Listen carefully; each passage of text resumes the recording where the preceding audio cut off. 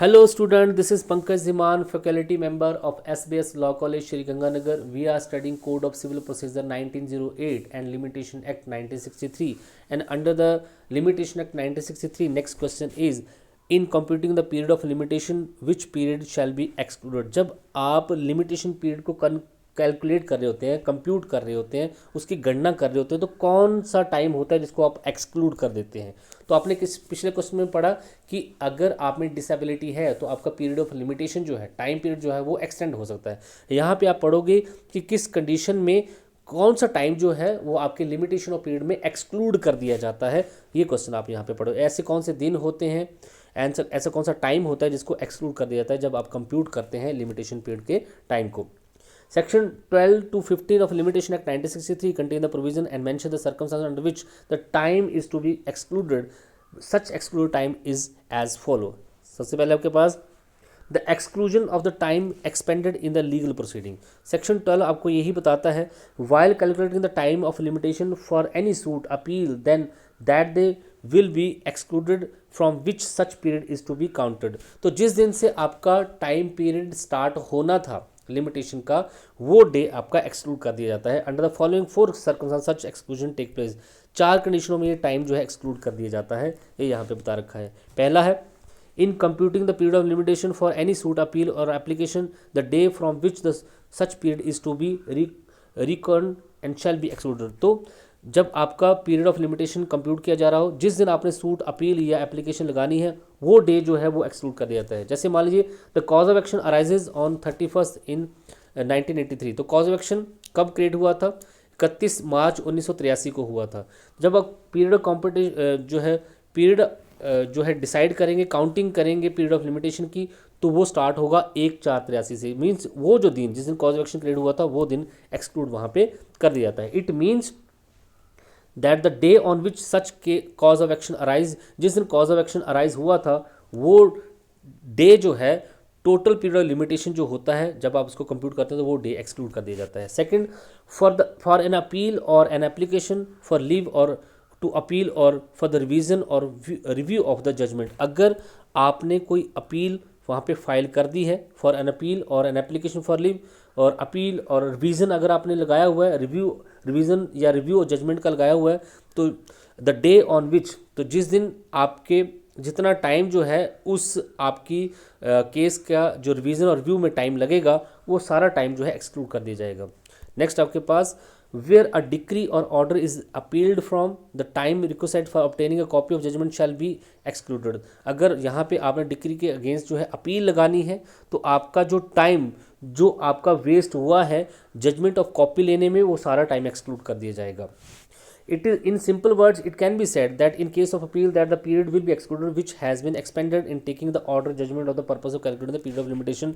ज्योति Malhotra versus केवल किशोर AI 1983 cases में ये बोला गया कि अगर आप एक अपील फाइल करना चाहते हैं लेकिन आपको अभी तक कॉपी ऑफ जजमेंट नहीं मिली है और आपका टाइम वेस्ट हो रहा है तो वो सारा टाइम एक्सक्लूड कर दिया जाएगा in the competition of the period of limitation.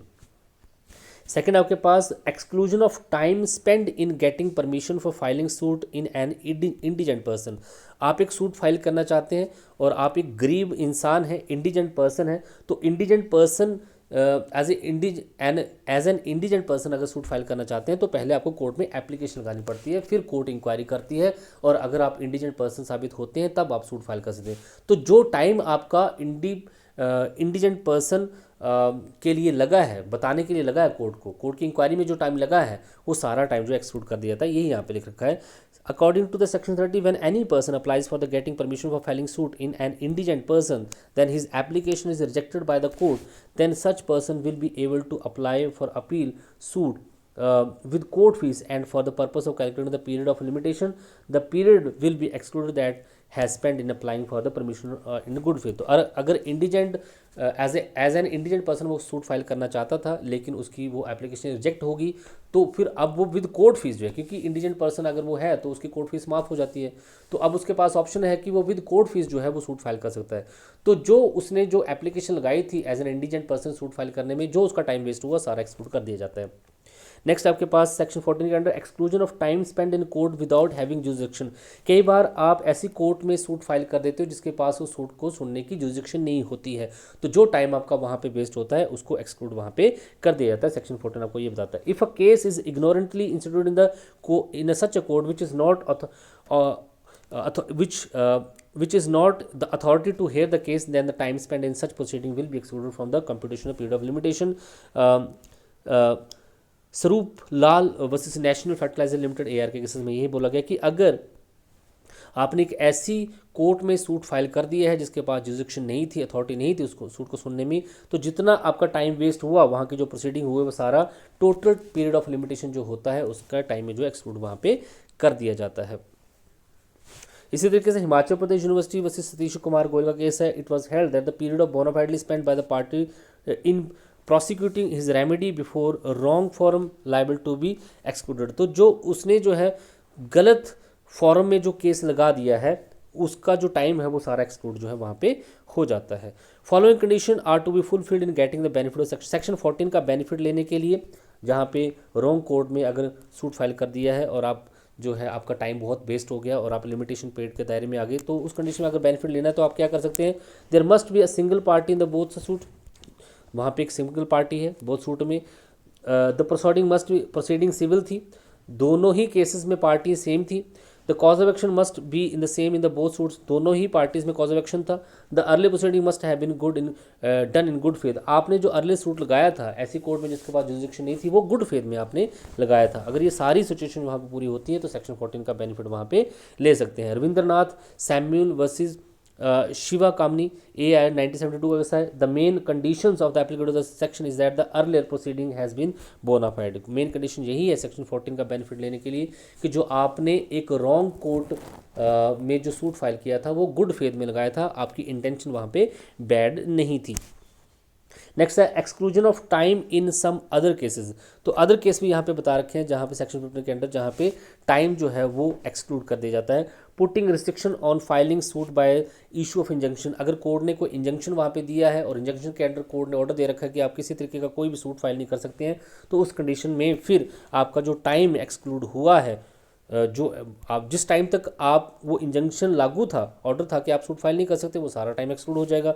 Time spend in servicing of notice. कई बार जो है समन दिए जाते हैं, नोटिस दिए जाते हैं दूसरी पार्टी को, और जो नोटिस में जो टाइम वेस्ट होता है वो सारा टाइम जो है एक्सक्लूड कर दिया जाता है उसका जवाब देने के लिए। नेक्स्ट है आपके पास एग्जाम्पल भी है। The best example of this the issue of notice of 2 months before instituting the suit against the state government under the section 80 civil procedure code 1908 for calculating the period of limitation such time is to be excluded. तो अगर आपने जो notice जो है government को जो है उस इशू के 2 महीने के बाद दिया है तो ये 2 महीने का टाइम जो है एक्सक्लूड कर दिया जाएगा। Appointment the receiver of the liquidator. अगर आपका कोई डिस्प्यूट है और वहाँ पे किसी रिसीवर की अपॉइंटमेंट कर दी गई है, लिक्विडेटर की अपॉइंटमेंट कर दी गई है, और जब तक वो रिसीवर लिक्विडेटर है की अपॉइंटमेंट नहीं हुई है और आप कोई नया सूट फाइल नहीं कर सकते हैं, तो वो सारा टाइम आपका एक्सक्लूड वहाँ पे कर दिया जाता है। नेक्स्ट आपके पास time spend in setting aside the sale for calculating the period of limitation for institution of suit for getting possession of the property by the purchaser of that property after sale in execution of the decree, then the time will be excluded which has been spent in setting aside such sale। अगर किसी person ने कोई property जो है purchase की है और property वो किसी और ने बेच दी है, तो आपने जो कोर्ट से ऑर्डर लिए हैं उस प्रॉपर्टी को, उस सेल को सेट असाइड करने में वो सारा टाइम आपका जो है वहाँ पे जो है एक्सक्लूड हो जाएगा। absence of the defendant for the calculation of period of limitation for institution of suit, the time will be excluded during which the defendant remained absent from the India or from those states which are under the administration of the central government। तो अगर defendant जो है वो absent है, outside the India है, तो जब तक वो आउटसाइड द इंडिया है वो सारा टाइम उसका एक्सक्लूड कर दिया जाएगा। जैसे ही वो इंडिया में वापस आ जाएगा, अपने टेरिटरी में वापस आ जाएगा, उसका पीरियड जो है स्टार्ट हो जाएगा। इन बिटवीन जो उसका पीरियड होगा वो सारा एक्सक्लूड वहाँ पे हो जाएगा।